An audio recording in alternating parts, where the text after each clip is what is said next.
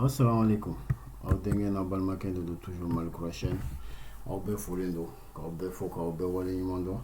Foli ni tanuni k'a lase aw bɛɛ lajɛlen ma. K'a fɔ an bɛna don an ka walanda sigi sen sabanan de ma. Walanda min bɛ tali kɛ réseau kan. An bɛ dɔɔni fɔ réseau kuma kan a bɛ fonctionner cogo min. Donc tɛmɛnen an ka walanda tɛmɛnenw na an y'a ye i bɛ opérateur yi bɛ na ni internet ka don i ka so a b'a kɛ cogo a bɛ kɛ cogo min. Donc o kɔfɛ i bɛ se ka réseau local fɛnɛ configurer cogo min i yɛrɛ ka so kɔnɔna na pour que ka se ka i ka ordinateur ni ka tablette ninnu ka se ka communiquer ni ɲɔgɔn ye. Bon n'a sɔrɔ ni imprimante fɛnɛ b'i bolo bɛɛ ka se ka impression kɛ cogo min. Donc an y'a ye k'i bɛ adresse IP de configurer pour que i ka machine ninnu ka se k'i ka routeur sɔrɔ mun ye opérateur ka box ani u ka se o senfɛ ka internet sɔrɔ ka tɛmɛ n'i ka o box kelen tuguni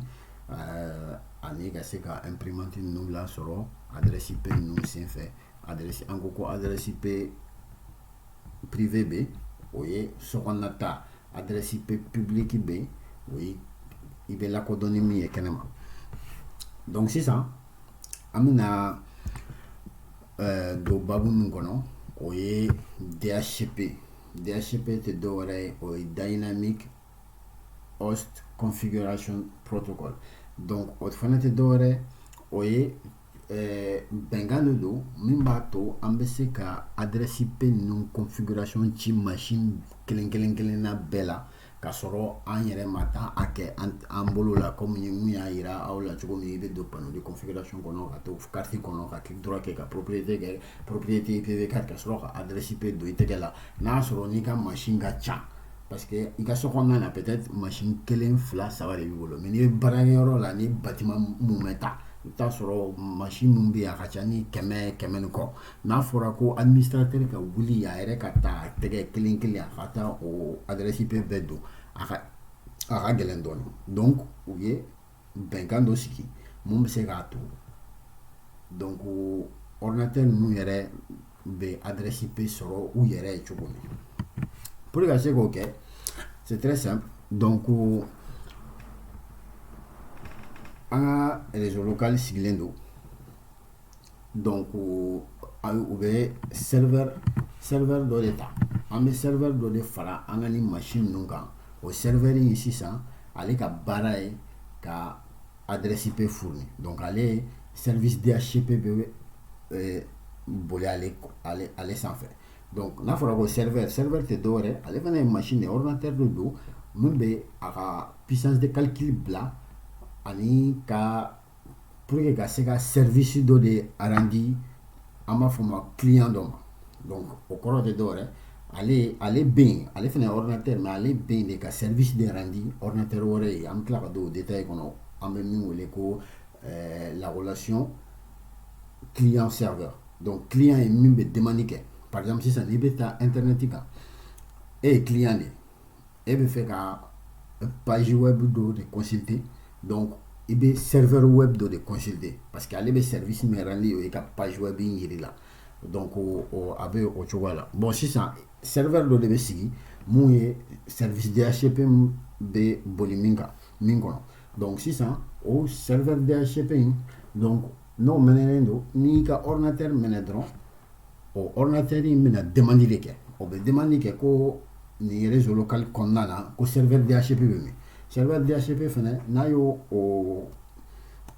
o message sɔrɔ a b'a fɔ ko ne de ye serveur DHCP e mago bɛ jumɛn na a b'a fɔ ko ne mago bɛ adresse la. Donc serveur DHCP b'a fɔ ko e ka adresse bɛ kɛ nin i ka nin configuration ye nin ani nin an bɛ tila ka o ye o bɛ kɛ cogo min parce que a bɛ passer par défaut d'a ma a bɛ masque de sous réseau d'a ma a bɛ tila ka a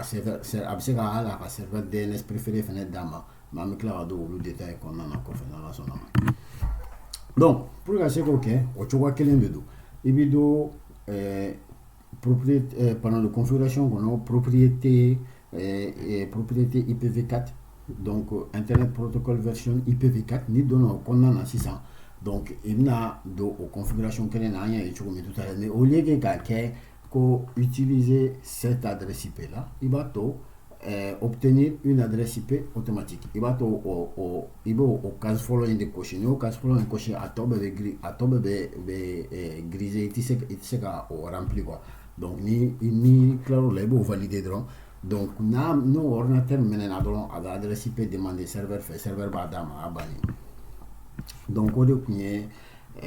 en a bi walanda mun metali que serveur DHCP ka amado serveur DHCP est détail be konna na folo parce que en a niveau masama juste en radon pour serveur DHCP ka barate dore et ka configuration IP de fourni machine tawla donc allez faire B donc ni ye machine mene réseau local konna donc son konna réseau konna adresse IP privé nous konna donc abo adresse privée nous dédie donc ni ka ordinateur mene dron ab message ci bema fem mo fem be réseau ka be message ci bema donc un message ci bema c'est ça aba fo bon john de serveur DHCP donc ton nom ben ou ba fo ko bon ou te serveur DHCP donc bo o requête ou o demande ou rejeter serveur DHCP ne va fo allez ni à l'état donc allez serveur ne serveur DHCP et ka adresse ani ka passer par défaut ani ka masque de sous réseau ani na encore ka serveur DNS fenen fara abo lu be chama donc o be ka ale ka adresse IP ale be la codon sokonna na ni o adresse IP donc o do kunye bi wala dai ka singa kuma DHCP ka toujours ka fo ka wala ni mando